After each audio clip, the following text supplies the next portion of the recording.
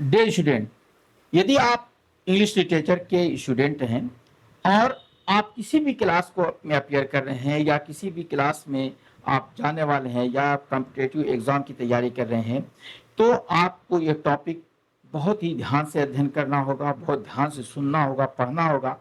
और इसमें जो कोई बहुत भारी भरकम नोट नहीं है कि आप नोट लेके बनाइए, इसको एक बार में सुनिएगा, एक बार में याद हो जाएगा कि इसमें क्या चीज़ है, कौन सी बात कही गई है। इसके पहले आपने पढ़ा था ग्रीक लिटरेचर, आज हम पढ़ेंगे क्लासिकल ग्रीक लिटरेचर। इसके पहले पढ़ा था और आज के इस टॉपिक में हम पढ़ेंगे क्लासिकल रोमन लिटरेचर। ये जो ग्रीक लिटरेचर के बाद जो है ये रोमन लिटरेचर एक बहुत ही इंपॉर्टेंट क्वेश्चन होता है और हर लिटरेरी स्टूडेंट को इसके बारे में जानना होगा कि ये जो है क्लासिकल रोमन लिटरेचर क्या है और इससे ये किस चीज़ से प्रभावित है, कैसे इसके बारे में जाना जाता है और इसकी मेन थीम और मेन पॉइंट क्या है, इन सारी चीज़ों को इसमें हम देखेंगे। बहुत ही शॉर्ट वीडियो में हम इसको देख लेते हैं, इससे शॉर्ट वीडियो आपको नहीं मिलेगा। आइए देखते हैं। सबसे पहले जो है क्लासिकल रोमन लिटरेचर है। रोमन लिटरेचर ग्रीक से इन्फ्लुएंस है, अर्थात ग्रीक लिटरेचर से ही ये प्रभावित है। इसमें पोएट्री, प्रोज और ड्रामा का डेवलपमेंट हुआ था। इसमें फेमस राइटर थे, वर्जिल थे, ओविड थे, होराइक थे। इसमें थीम्स जो आती है, जो बेसिकली थीम इस समय की एडॉप्ट की गई थी, उसमें ड्यूटी थी, पैट्रियोटिज्म था और एम्पायर था। ये बहुत से इंपॉर्टेंट चीज है कि ड्यूटी और एम्पायर की बात होती है। एम्पायर के माने आप बहुत आराम से जानते हैं, साम्राज्य या एक देश जो कई समूहों में बटा होता है और उसका एक होल्डिंग होता है, उसी को साम्राज्य, एक होल्डर होता है, एक राजा होता है, उसी को साम्राज्य कहा जाता है और उसके राजा को सम्राट कहा जाता है, एम्परर कहा जाता है इंग्लिश में। अगर इसमें क्वेश्चन की बात आए, अगर आपको जो है रोमन लिटरेचर पर बात की जाएगी, रोमन लिटरेचर पे क्वेश्चन पूछा जाता है कि what do you know about the Roman literature, या तो इस पे जो है describe about the Roman literature, तो इसमें शॉर्ट और लॉन्ग क्वेश्चन पर मैंने दो क्वेश्चन इसको डेवलप किया है, इसको देख लीजिए। तो शॉर्ट क्वेश्चन में आप लिखेंगे classical Roman literature refers to the literary works produced in ancient Rome. ये क्या कह रहा है कि क्लासिकल रोमन लिटरेचर जो था refers to the literary works, उन लिटरेरी वर्क्स को रिफर करता है, उस लिटरेरी वर्क्स की जो है संदर्भित करता है जो प्रोड्यूस हुआ था, अर्थात जो डेवलप हुआ था, जो लिखा गया था इन एंशिएंट रोम, जो एंशिएंट रोम में लिखा गया था। It was influenced by Greek literature, और ये जो था ग्रीक लिटरेचर से प्रभावित था।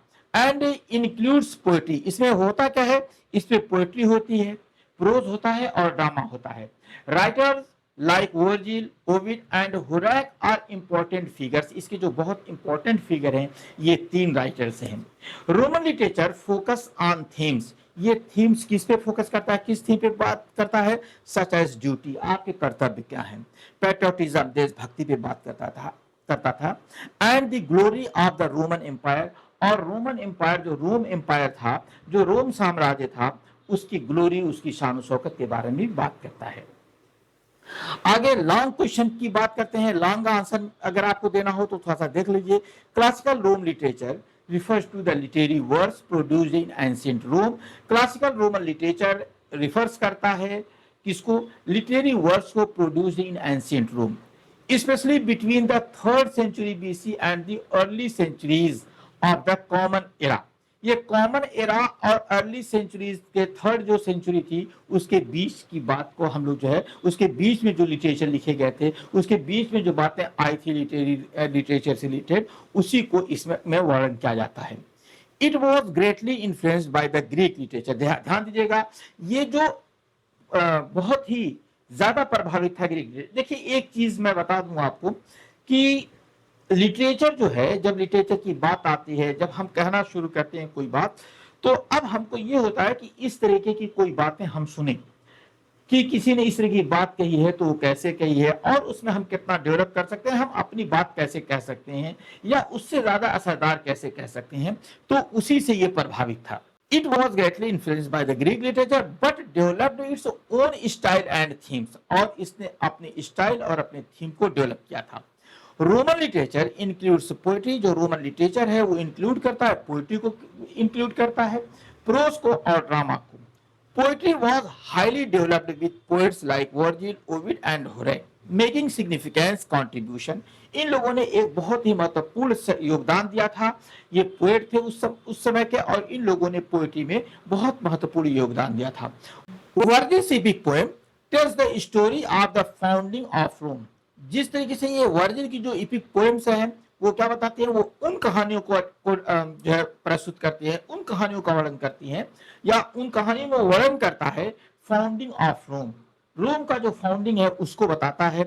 Ovid wrote about the love and mythology, वो लव और माइथोलॉजी के बारे में बात करता है। while Horace focus on philosophical ideas and everyday life, जबकि हुरैक ने फिलोसफिकल आइडियाज दिया था और जो है प्रतिदिन जीवन, जो मनुष्य का जीवन है उस पर वो वर्णन करता है। Prose writing was also important, including speeches, essays and historical works. उस जमाने में प्रोज भी थोड़ा सा आ गया था, और उसमें जो है स्पीचेस थी, एसेज थे और हिस्टोरिकल वर्क्स थे। Roman writers often focus on practical themes such as duty, discipline, patriotism and the greatness of the Roman Empire। ये क्या करता है कि जो ये रोमन राइटर्स जो हैं वो किस चीज को फोकस करते हैं, प्रैक्टिकल थीम्स को फोकस करते हैं, जो जैसे ड्यूटी है, आपका कर्तव्य क्या है, डिसिप्लिन है, आपका अनुशासन क्या है, पैट्रियोटिज्म है, देशभक्ति है, and the greatness of the Roman empire, और रोमन एम्पायर के बारे में बात करता है कि रोमन एम्पायर कितना महान था, किस तरीके का था, इसके बारे में बात करता है। Their words reflect the values and culture of Roman society. ये वर्ड जो थे वो रिफ्लेक्ट करते हैं, प्रतिबिंबित करते हैं, चित्रित करते हैं values of the culture of Roman society, Roman society के कल्चर को चित्रित करते हैं, प्रतिबिंबित करते हैं। 10. Classical Roman literature is important because it continued and expanded the Greek tradition while adding its own ideas and themes, influencing later European literature significantly। अब क्या कर रहा है कि इस प्रकार से अगर हम देखते हैं तो क्लासिकल रोमन लिटरेचर जो था इंपॉर्टेंट है, बिकॉज इट कंटिन्यूड, ये जारी रखता है, एंड एक्सपेंडेड, और इसको डेवलप करता है, बढ़ाता है द ग्रीक ट्रेडिशन को, ग्रीक ही ट्रेडिशन को ये बढ़ाता है।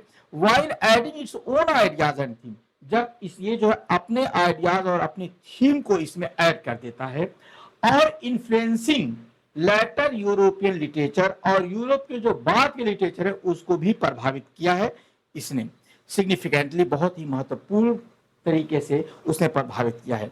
तो अगर आपको नेक्स्ट जो होगा ग्रीक वर्सेस रोमन लिटरेचर मिलेगा, आप उसके लिए वीडियो के लिए तैयार रहिएगा।